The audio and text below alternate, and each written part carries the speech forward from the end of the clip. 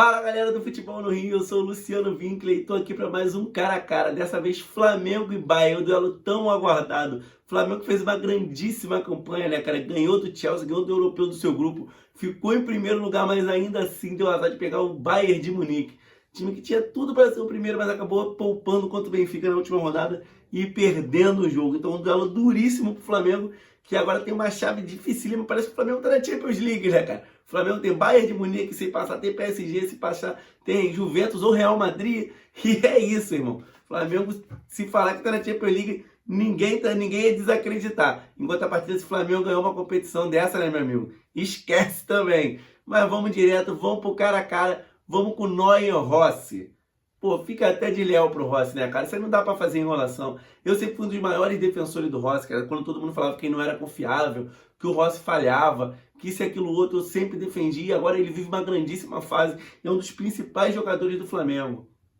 Mas aí ele cai com o Neuer, né? Tem até a torcida do Flamengo brinca. Quanto o Flamengo, todos os goleiros viram o Neuer. Agora é o Neuer oficial, irmão. Então, se tudo der certo, ainda tem o Neuer no gol. Aí é complicado com o goleiro alemão, não dá pro Rossi. Apesar de eu gostar muito do goleiro do Flamengo, Neuer, 1-0 Bayern de Munique nesse confronto. E a gente já vai para a lateral direita. O Laimer contra o Wesley. E o Laimer, cara, não é um jogador da primeira prateleira da Europa, apesar de ser muito bom lateral, mas ainda assim está na frente do Wesley, que é um jogador que ainda está evoluindo. Eu, particularmente, não sou um dos maiores fãs do Wesley. Então, não tem muito o que falar. E o Laimer está na frente do Wesley. O Wesley falhou contra o Chelsea, mas fez um bom jogo. Jogou bem. Participou muito ofensivamente. Mas ainda está uma prateleira abaixo, que vai para a Europa, né? Pode amadurecer. Mas ainda está uma prateleira abaixo do lateral direito do Bayern de Munique. É 2-0 para o Bayern de Munique. E a gente vai agora aqui para a zaga. Stanisic contra Léo Ortiz ou Danilo. A gente não sabe quem vai ser titular. Eu vou com a zaga do Flamengo. Léo Ortiz e Danilo. Danilo de zagueiro excepcional. Já vinha assim na Juventus. No Flamengo demais. Léo Ortiz, o camisa 10 da zaga. Irmão, o Flamengo está muito bem servido na zaga. E não deixa nada a desejar para o Stanisic, a zaga do Flamengo. Eu coloco a vitória do Flamengo aí. A defesa do Flamengo é espetacular. Tanto o Léo Ortiz quanto o Danilo estão na frente do zagueiro do Bayern de Munique, no meu ponto de vista. Então, vitória para o Flamengo nesse duelo, ficaria 2-1 para o Bayern de Munique. E agora a gente vai para outra zaga, né? Para a quarta zaga, como era chamada antigamente. Jonathan Tah contra Léo Pereira. Léo Pereira está praticamente no mesmo nível de Léo Ortiz e Danilo. Jogando demais. Eu acho até que ele tem um pouquinho pior que os dois à direita, mas está numa fase até melhor. Que esse cara jogou contra o Chelsea, que esse cara vem jogando é absurdo. Mas aí pega o Jonathan Tah, que é a primeira partilheira, joga demais, zagueiraço do Bayern de Munique. Não tem como dar o ponto pro Léo Ortiz, pro Flamengo. É 3-1 Bayern de Munique. E aí quando a gente vai para a lateral esquerda, o Flamengo vem com o Alexandre e o Bayern de Munique vem com o Rafael Guerreiro, português. Muito bom jogador, muito ofensivo, fez história no Bayern de Munique, ou no Borussia Dortmund, desculpa. Foi contratado pelo Bayern. Mas eu ainda fico com o Alexandre. Eu fico com o lateral do Flamengo. Muito experiente, muito tranquilo, muito bom defensivamente também. Eu acho um duelo muito equilibrado, talvez um dos mais equilibrados aqui. Tem um da Arrascaeta lá que é muito equilibrado também, que vai falar aqui no vídeo. Mas eu vou com o Alexandre nesse duelo, 3-1 Bayern de Munique. E aí a gente vai para a volância. Kimmich ou Pulgar? Aí a gente está falando da nata, né? Kimmich, para mim, era o melhor lateral direito do mundo. Foi para a volância, assim como o Lana, que Guardiola botou o Lana de volante.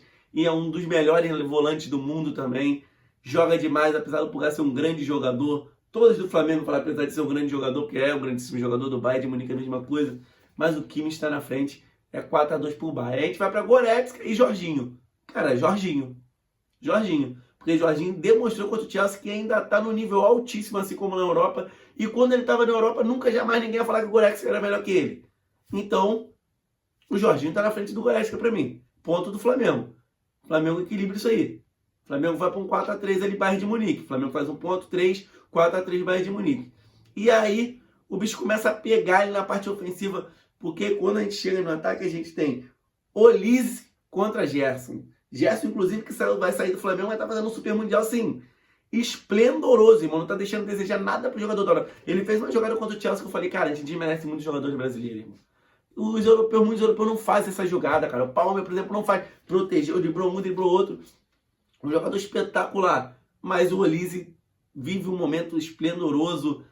é mais jogador que o Gerson, não dá. 5-3 o Bayern de Munique. E a gente vai pro outro lado, Coman versus Luiz Araújo, que tá vivendo o auge da sua carreira.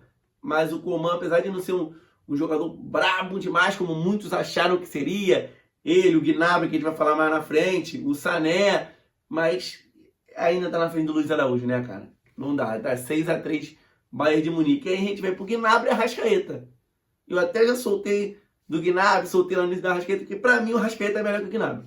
Pra mim, ele é mais jogador que o Gnabry. Característica é diferente, mas nesse duelo acabou batendo. Eu fico com o Arrascaeta. Fico com o Arrascaeta. Fica 6-4 pro Bayern de Munique. Fico com o Arrascaeta de verdade.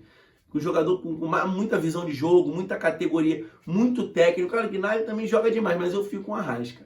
E no ataque, Harry Kane contra Plata, que é o provável titular desse jogo, mas independente de quem foi o jogador do Flamengo, o Harry Kane é mais jogador, é um dos melhores centroavantes do mundo, tá jogando muita bola há muito tempo, então é Harry Kane, não tem jeito. Muita gente acha o Harry Kane um jogador acima do que ele é, né, cara? Tinha um debate sobre Harry Kane e Adriano Imperador, pra mim é loucura, loucura demais, não vejo dessa forma de jeito nenhum.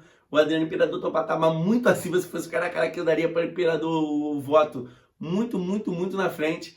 Mas ainda assim, Harry Kane é um grande jogador. Eu vejo muito isso, né, cara? Os jogadores que atuam na Europa de Liga são muito super valorizados. E quando a gente vê que eles não são tão jogadores como muita achava, eles ficam subvalorizados. Então é meio complicado, mas não dá pra dizer que o Harry Kane não é um grande jogador, mas chapado, sensacional, sai muito bem da área, pivô, visão de jogo espetacular.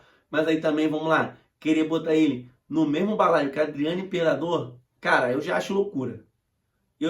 Adriano foi um jogador que fez história no futebol italiano. Ele foi um dos maiores da época que ele jogou. E o Harry Kane nem vive uma época com tantos atacantes bons assim e ainda assim está numa prateleira abaixo do que o Adriano ficou naquela época. Mas voltando para agora, né? O Harry Kane com o Plata, o Pedro mesmo, o Bruno Henrique, eu acho que não dá para comparar muito. Por isso que eu dei esse voto pro Harry Kane.